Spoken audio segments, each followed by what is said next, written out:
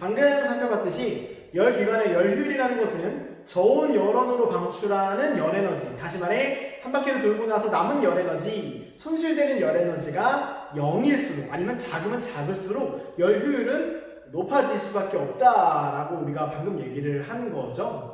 그래서 가장 꿈의 상황, 가장 좋은 상황은 그 손실되는 열에너지, 저온 열원으로 방출되는 열에너지 자체가 0이 될 때가 가장 좋은 상황이다. 다시 말해 내가 공급해주는 열에너지가 100% 1로 전환이 될 때가 가장 꿈의 상황이라고 할 수 있다. 그래서 정말 많은 학자들이 이 손실되는 열에너지가 없는 제로인 그런 열기관을 만들기 위해 정말 많은 노력을 했지만 당연히 다 어떻게 됐겠어요? 전부 다 실패를 했겠죠. 그래서 그 중에 막 연구를 하고 있던 와중에 어느 한 물리학자가 이제 아주 이상적인 기관을 들고 와서 이거 봐라.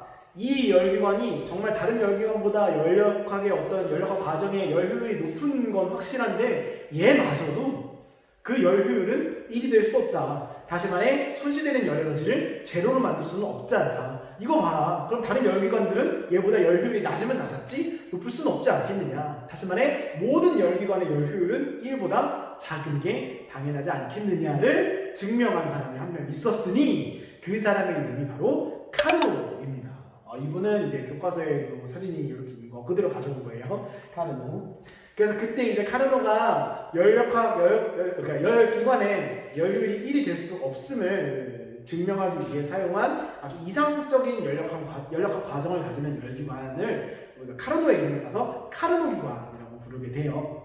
카르노 기관은 이런 열역학 과정을 가지게 됩니다. 이건 이제 교과서에는 없고요. 선생님이 이제 프린트 있죠. 프린트에만 실어놨을 거예요. 이런 식의 열역학 과정을 가지게 되고 어떤 식이냐면 이렇게 단열, 그다음 등온, 단열, 등온 이렇게 과정을 반복을 하면서 사이클을 돈다고 생각하면 돼요. 스터링 기관과의 차이는 등적 과정이, 그러니까 등온 과정 사이의 열역 과정이 등적 과정이냐 단열 과정이냐의 차이가 되겠죠. 그래서 이 사이드에 있는 단열 과정에서는 열출이 없고 오로지 어디서만 등온 팽창할 때 열에너지를 흡수, 등온 압축이 될 때 열에너지를 방출하는 그런 아주 심플한 사이클이 되겠죠. 여러분들은 카르노 기관의 각각의 과정에서 압력과 부피, 온도가 어떻게 변하는지 정도는 앞에서 배운 열역학 제1법칙이랑 보일샤르의 관계로 추측할 수 있어야겠죠. 그래서 혼자 공부할 때 쌤이 지금은 따로 해주지는 않을 겁니다. 스털링 기관에서 했던 거랑 방법은 비슷하니까 그렇게 해서 각각의 과정에서 압력, 부피, 온도가 어떻게 변하는지는 개인적으로 꼭 연습을 해보세요. 할 수 있죠? 뭐 어쨌든 이런 과정을 거치고 카르노가 이제 요 카르노 기관이 다른 존재하는 모든 열기관들보다 열효율이 높다는 것을 증명을 해내요. 근데 이제 이거 자체를 진짜로 증명을 하려면 정말 논문 몇 페이지 이상의 분량의 내용들을 다 설명을 해야 되기 때문에 물리학 원에서는 그것까지는 증명을 따라서 하지는 않겠습니다. 카르노 기관이 가장 이상적인 열기관이 된다. 그래서 이 카르노 기관 같은 경우는 카르노 기관의 열역학 과정의 특수성 때문에 열효율이 조금 특별하게 표현이 돼요.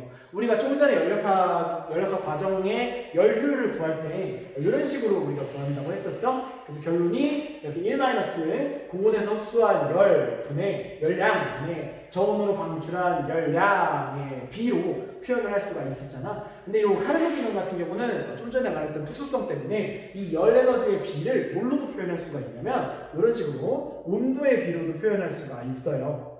그러니까 고온에서 흡수한 열에너지와 저온으로 방출한 열에너지의 그 비율이 뭐랑 똑같아지는 거냐면 그 열에너지를 흡수한 고온 열원의 온도와 저온 열에너지를 방출하는 저온 열원의 온도의 그 사이의 비랑 서로 같다는 소리예요. 그래서 분수골이니까 B니까 이렇게 Q를 그냥 온도 T로 바꿀 수가 있는 거죠. 여기까지 오케이. 요거 그래서 여러분들이 알아야 될 것은 이 카르노 기관이라는 것이 존재하는 열기관들 중에 가장 높은 열효율을 갖는 가장 이상적인 열기관이다라는 사실 하나랑 카르노 기관 같은 경우는 열효율을 열에너지의 비로도 표현을 할 수가 있지만 카르노 기관 같은 경우는 특수하게 이 열에너지의 비를 고온과 저온의 온도의 비로도 표현할 수가 있다라는 두 가지 사실을 알고 있으면 될 것 같아요. 오케이. 근데 보면은 이 온도의 비가 결국은 열효율로 표현이 될 수 있다는 거잖아. 근데 이거는 고온 열원이고 이건 저온 열원이에요. 근데 열효율이 1이 나오려면 두 가지 경우가 가능해야죠. 고온 열원의 온도가 무한대로 높아지거나 저온 열원의 온도가 0켈빈이 되거나 둘 중에 하나가 돼야 되잖아.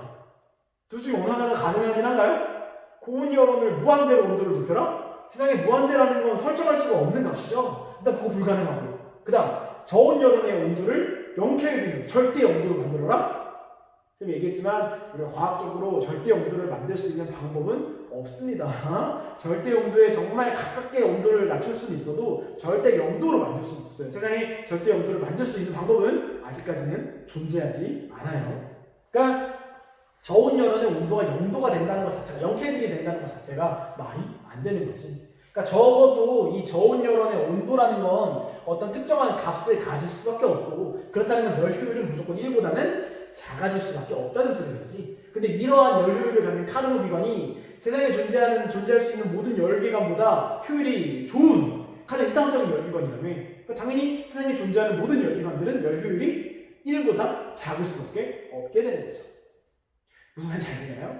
물론 우리가 요 시기에서도 저온으로 방출하는 열에너지, 다시 말해 소실되는 열에너지가 0이 된다는 것 자체가 말이 안 되니까 당연히 열 효율은 모든 열기관의 열 효율은 1보다 작을 것이다라는 걸 직관적으로도 알 수 있지만 카르노라는 사람은 거기 한 발 더 나아가서 가장 이상적인 열기관을 구상해서 그 열기관, 가장 이상적인 열기관의 열 효율조차도 1을 넘을 수가 없다라는 걸 보여줌으로써 열기관의 열 효율은 결코 1에 닿을 수가 없다라는 걸 증명하게 되는 거라고 생각하면 돼요. 오케이? 물론 이 카르노 기관도 현실에는 존재할 수가 없는 열기관입니다. 실제 열기관들은 이 열역학 과정을 거치면서 자체적으로 발생하는 손실되는 열 에너지에 더불어서 기체도 이상기체가 아니고 다른 여러 가지 변수에 의해서 열 효율은 정말 현저히 떨어지게 돼요. 그래서 여러분들 시간 날 때 카르노 기관의 열 효율 한번 찾아보세요. 값이 얼마 정도 될 것 같아요? 막 50%? 70%? 여러분들 생각보다 훨씬 낮아요. 그래서 실제로 우리가 동작하는 열기관들은 생각보다 정말 많은 양의 열에너지가 손실이 되면서 그 손실을 감수하면서 열에너지를 작동시키고 있는 거라고 생각하면 돼요. 나중에 시간 남을 때 한번 해보세요. 그냥 구해보라는 건 아니고 한번 검색해서 찾아보세요. 알겠지?